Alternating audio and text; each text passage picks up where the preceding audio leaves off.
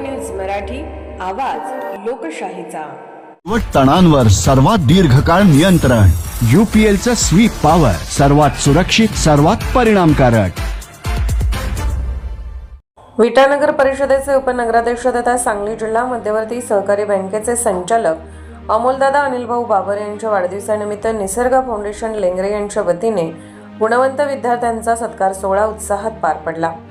इयत्ता 10वी आणि 12वीच्या परीक्षेत उज्ज्वल यश मिळवलेल्या गुणवंत विद्यार्थ्यांचा तसेच मुख्यमंत्री स्वच्छ सुंदर शाळा अभियानात केंद्रात प्रथम क्रमांक मिळवलेल्या जिल्हा परिषद शाळा लेंगरेचा विशेष सत्कार करण्यात आला।